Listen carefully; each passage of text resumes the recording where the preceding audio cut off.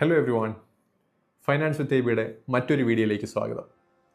നിങ്ങൾ എത്ര പേര് ശ്രദ്ധിച്ചിട്ടുണ്ടാവുമെന്ന് അറിയില്ല, ഇന്ത്യയിലെ IT സെക്ടർ വലിയൊരു പ്രശ്നത്തിലാണ്.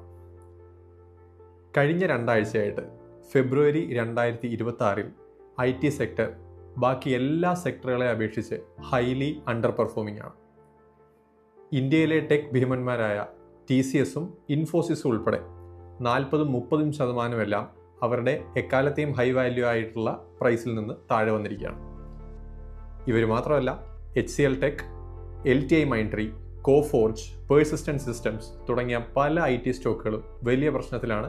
എല്ലാം ഒരു ഡൗൺ ട്രെൻഡിലാണുള്ളത്. എന്തുകൊണ്ടാണ് ഈ ഡൗൺ ട്രെൻഡ് സംഭവിക്കുന്നത്?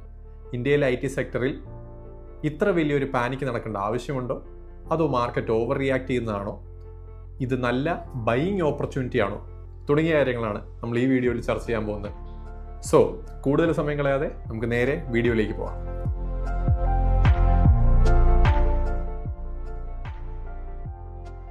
ആദ്യം തന്നെ നമ്മൾ മനസ്സിലാക്കേണ്ട ഒരു കാര്യം, ഇന്ത്യൻ IT സെക്ടർ മാത്രമല്ല പ്രശ്നത്തിലുള്ളത്.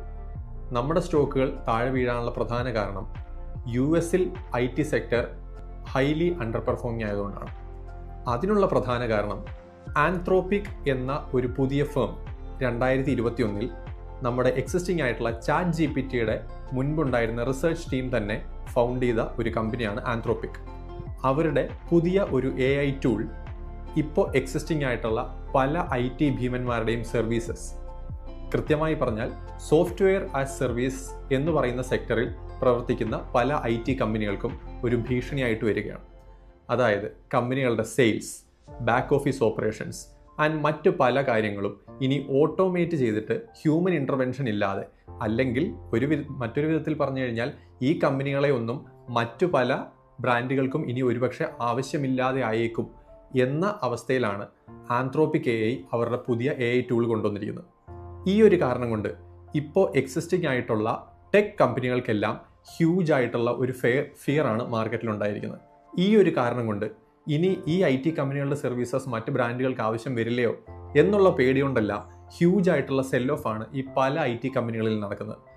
US-ലെ ഭീമന്മാരായിട്ടുള്ള മൈക്രോസോഫ്റ്റ്, ഗൂഗിൾ തുടങ്ങിയ ഒറാക്കിൾ തുടങ്ങിയ പല IT കമ്പനികളും പ്രതിസന്ധിയിലായതോടെയാണ് ഇന്ത്യൻ IT കമ്പനികളും അതേ തരത്തിൽ നെഗറ്റീവായിട്ട് റിയാക്ട് ചെയ്തുകൊണ്ടിരിക്കുന്നത്. ചുരുക്കി പറഞ്ഞാൽ ആളുകളുടെ സെൻറ്റിമെൻറ്റ്സ് ആണ് ഇപ്പോൾ ഈ ഷെയർ പ്രൈസുകളെല്ലാം മോശമായിട്ട് അഫക്റ്റ് ചെയ്തുകൊണ്ടിരിക്കുന്നത്. അല്ലാതെ കമ്പനി മോശമായിട്ട് പെർഫോം ചെയ്യുന്നതുകൊണ്ടോ അവരുടെ പ്രോഫിറ്റ് മാർജിൻ കുറഞ്ഞതുകൊണ്ടോ അല്ല.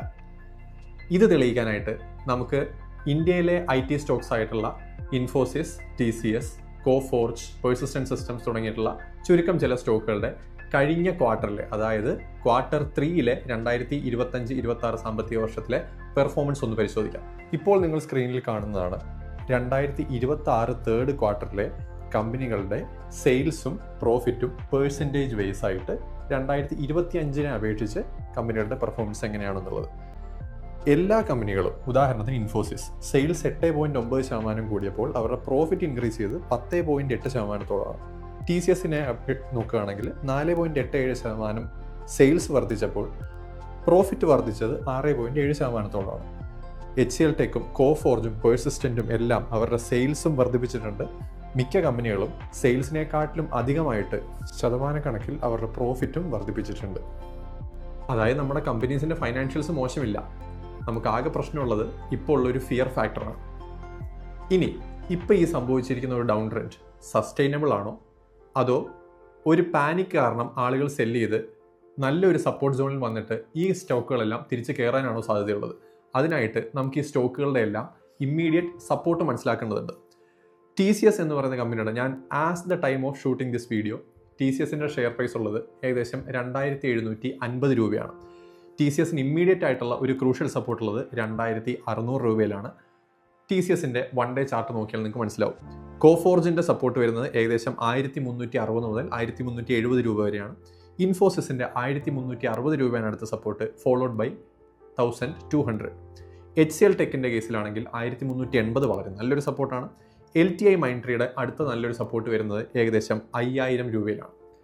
ആൻഡ് ഈ പറഞ്ഞതൊന്നും ഈ ലെവലിൽ എത്തുമ്പോൾ നിങ്ങൾ ബൈ ചെയ്യണം എന്നുള്ള റെക്കമെൻഡേഷൻ അല്ല, പക്ഷേ ഹിസ്റ്റോറിക്കൽ ആയിട്ടുള്ള സപ്പോർട്ട് ലെവൽസ് ഞാൻ എടുത്തു കാണിച്ചതാണ്. മറ്റൊരു കാര്യമുള്ളത്, ഇന്ത്യയുടെ IT സെക്ടർ ഇപ്പോൾ മാത്രമല്ല ഇൻഫാക്റ്റ് അണ്ടർ പെർഫോം ചെയ്യുന്നത്. ലേറ്റ് 2022 ശേഷം ഇന്ത്യയുടെ IT സെക്ടർ കാര്യമായിട്ട് റിട്ടേൺ തന്നിട്ടില്ല അൺടിൽ നൗ.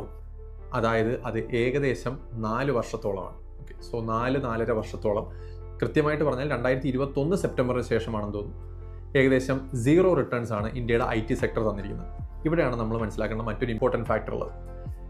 എല്ലാ കാലത്തും എല്ലാ സെക്ടേഴ്സും ഹ്യൂജ്ലി ഔട്ട് പെർഫോം ചെയ്തുകൊണ്ടിരിക്കില്ല. നിഫ്റ്റി ഔട്ട് പെർഫോം ചെയ്യില്ല, അല്ലെങ്കിൽ FDA പോലും ഔട്ട് പെർഫോം ചെയ്യണമെന്നില്ല.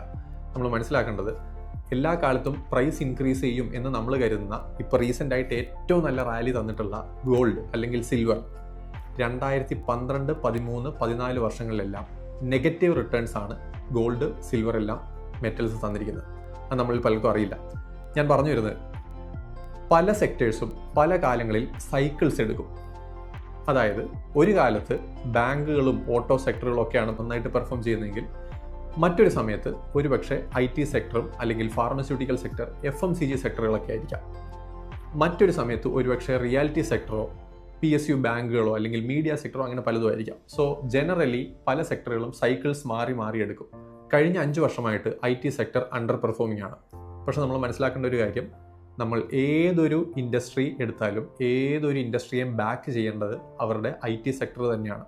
കാരണം IT സെക്ടർ ഇല്ലാതെ ഒരുവിധപ്പെട്ട ബാങ്കുകളാണെങ്കിലും, ഇവൻ ഹോസ്പിറ്റൽസ്, ഇവൻ എഡ്യൂക്കേഷൻ, ഇവൻ media, reality, nothing can sustain IT സർവീസസിൻ്റെ സഹായമില്ലാതെ.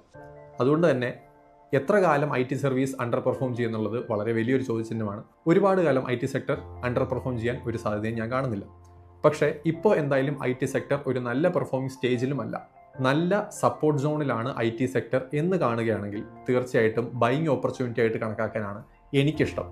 അതുകൊണ്ട് തന്നെ ഇന്ന് ഈ വീഡിയോ ഷൂട്ട് ചെയ്യുന്ന ദിവസം ഫെബ്രുവരി 13 ഞാനും IT സെക്ടറിൽ ചെറിയ രീതിയിലുള്ള ഇൻവെസ്റ്റ്മെൻറ്റ് നടത്തിയിട്ടുണ്ട്. ഇനി ട്രേഡേഴ്സിൻ്റെ പെർസ്പെക്റ്റീവിൽ സ്റ്റോക്ക് ഓപ്ഷൻസ് ട്രേഡ് ചെയ്യുന്നവർ ഈ കാലഘട്ടത്തിൽ പ്രിഫറബിളി IT സ്റ്റോക്കുകളിൽ നിന്ന് വിട്ടു നിൽക്കുകയായിരിക്കും നല്ലത്.